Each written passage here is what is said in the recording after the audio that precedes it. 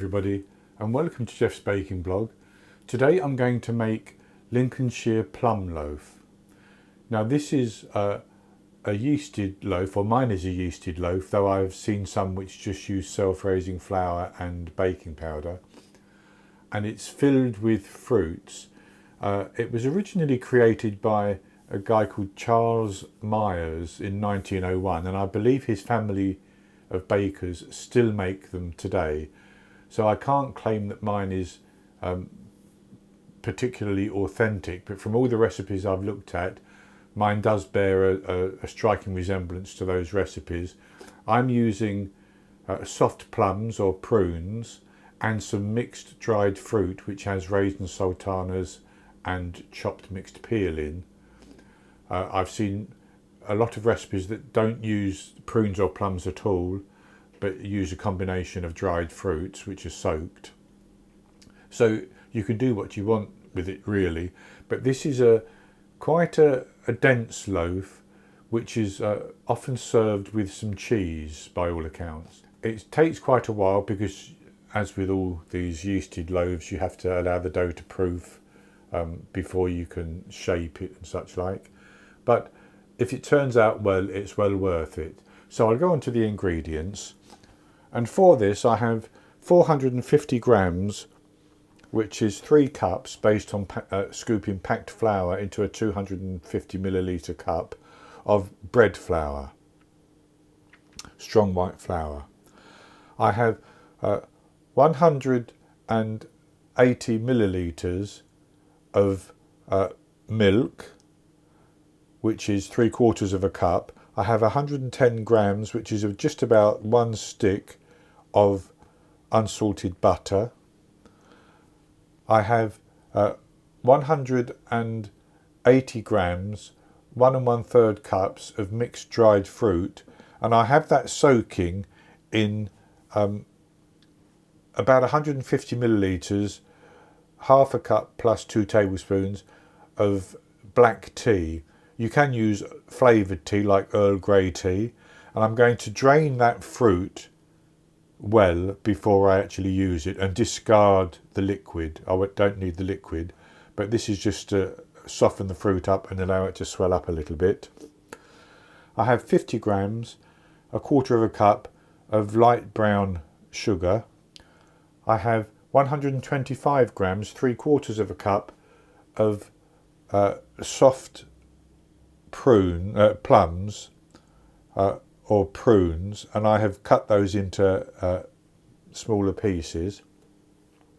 I have 2 medium eggs, which would be large in the USA, 4.5 grams, 1.5 teaspoons of allspice, 6 grams, 1 teaspoon of salt, 4.5 grams, 1.5 teaspoons of ground cinnamon, and 14 grams, half an ounce I think that is, which is 2 packets of instant yeast.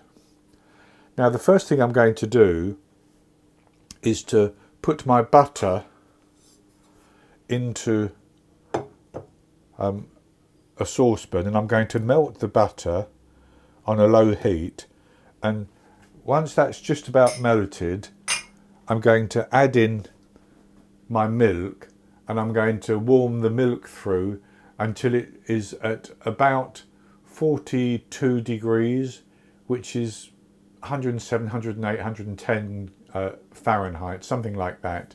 We need the liquid to be lukewarm to help activate the yeast once we start mixing everything.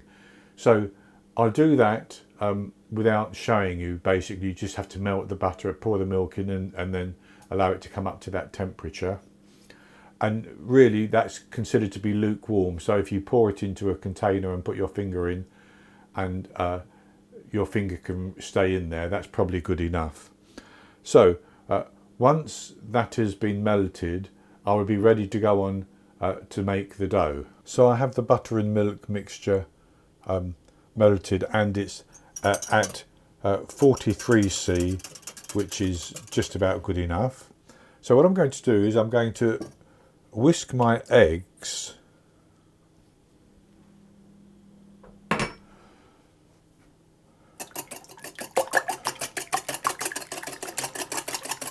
And then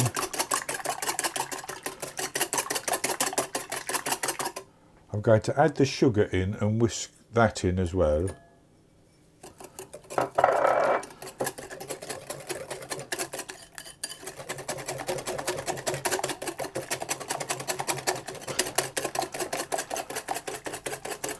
And then I'm going to slowly start to drizzle in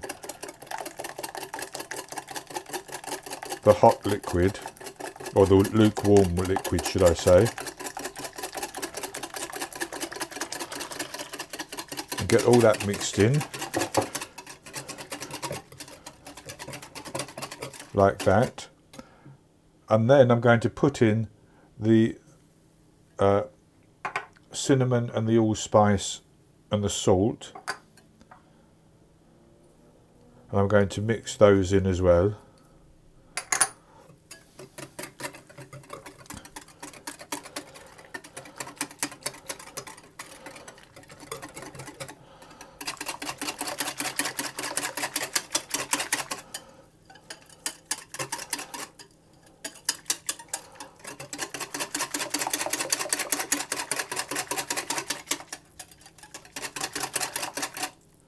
And that's good like that.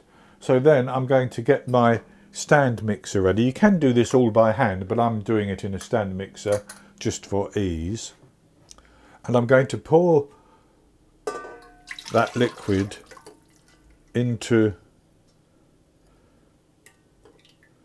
the mixing bowl. And then I'm going to sprinkle over my yeast. And I've got my paddle attachment for the time being, and I'm going to mix that to combine it.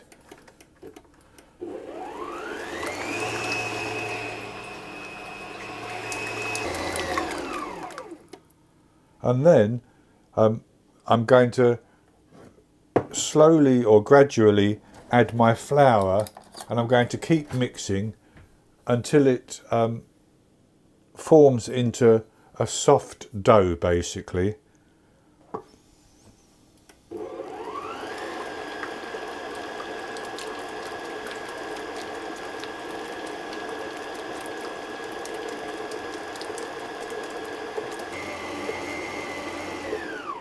So that's mixed into a soft dough quite well. So what I'm going to do is I'm going to swap over to my kneading attachment, the dough hook.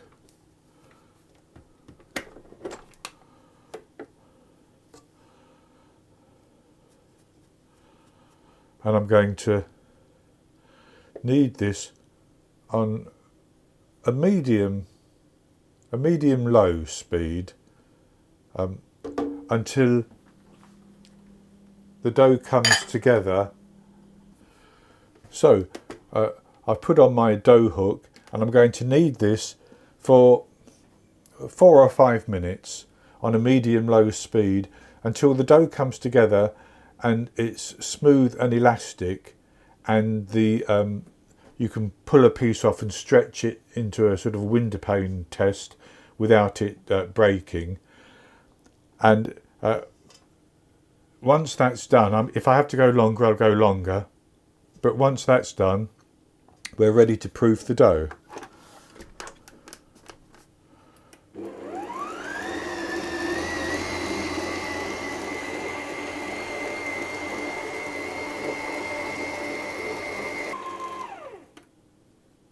So that is kneaded, and I'm going to take it off the hook.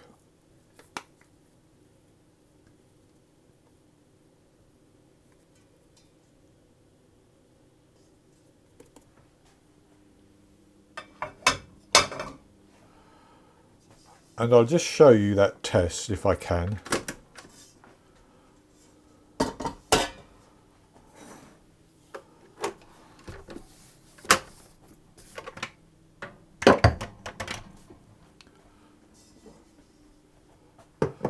So if I pull some of the dough like that, it's sticky, but if I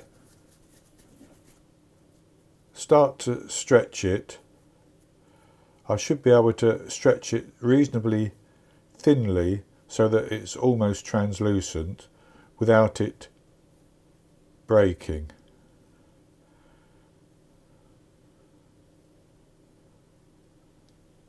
And I can see there that that's quite translucent now. So it's starting to break just like that now, and that's good enough, I think. So what I'm going to do is I'm going to take that out of this bowl and form it into a ball, and then put it into a greased bowl to proof. So that came out reasonably well, but I've put it onto a slightly floured surface.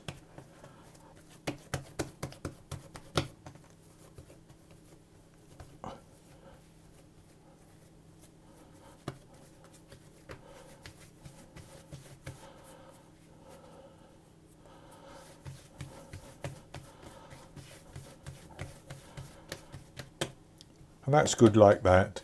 So I'm going to put that into a bowl. I'm going to put it in one way, then turn it over. And I'm going to cover that with plastic wrap. And I'm going to put it into a warm place for it to prove until it's doubled in size. And that may take an hour or 2 hours. It may even take longer. But it's important that it should just about double in size before we go on to the next step. And as that doubles in size, I will drain the liquid off my dried mixed fruit, and I will actually pat that dry, discard the liquid, and then we're ready to add that fruit and the prunes into our dough and shape our loaf for our second proof. So I've let the dough proof, and mine has now doubled in size, and it took over an hour, but less than 2 hours. So I'm going to tip it out onto a lightly floured surface, and I'm going to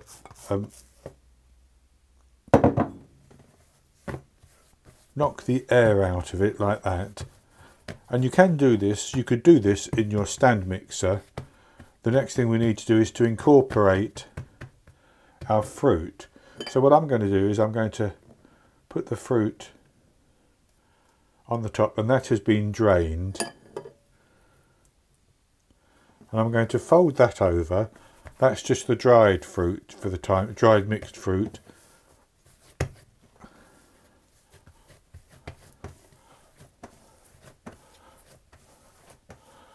And I'm going to knead that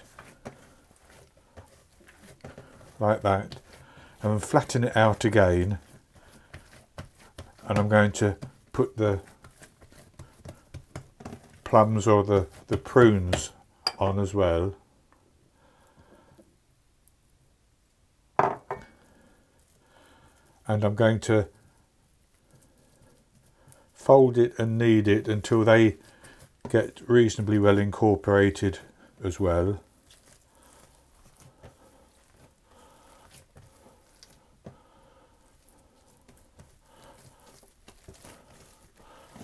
So I'm going to roll the dough up into a log like that, and I'm going to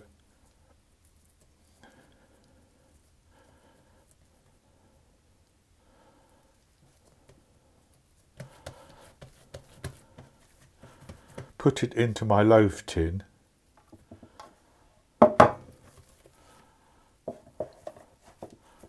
Like that, and I'm going to press it down to get it to the edges, and then I'm going to cover that with plastic wrap again, and I'm going to leave it to rise one more time for up to an hour, and it should rise up quite nicely.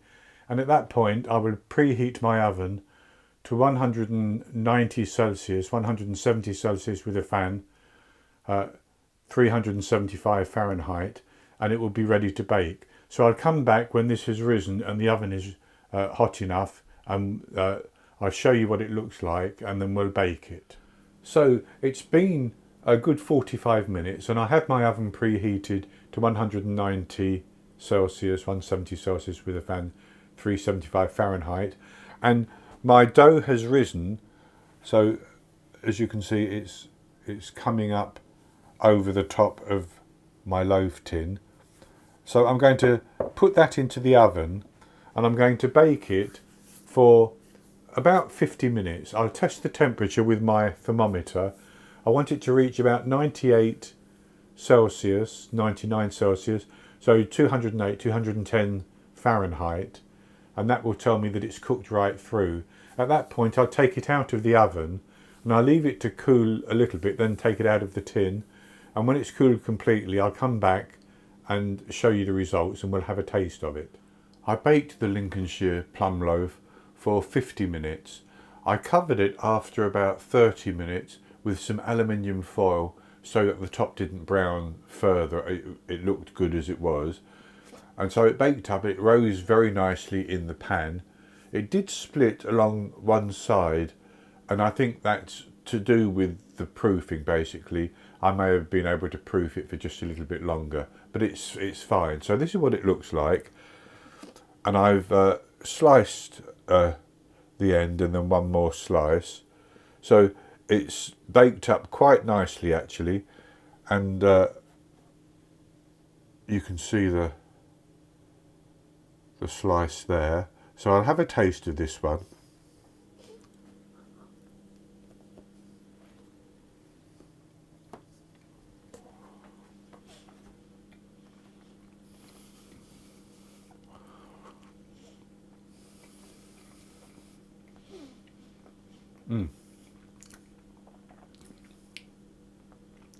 It's lovely and fruity. I get the taste particularly of the spices and the prunes or the plums. Very, very good indeed. As I mentioned earlier, I think this is often served with cheese in Lincolnshire, so I might have a piece of this for lunch with some cheese. It's a very, very good loaf. It does take some time, but I think it's worth it. And at this time of year, the dried mixed fruits should be readily available in most places. They're available all year in the UK. So that's going to be it for this recipe. I hope you've enjoyed it, and if you have, please click the subscribe button to subscribe to my YouTube channel. If you click the little bell icon, that will send you a notification whenever I post new videos, so you'll always be aware that there's a new video to watch. In the top right hand corner of the screen there would be an eye that you can click on, and that would take you to a link for this recipe, and I'll put a link below the video as well, and I'll be back with another recipe in the very near future. So until then, happy baking.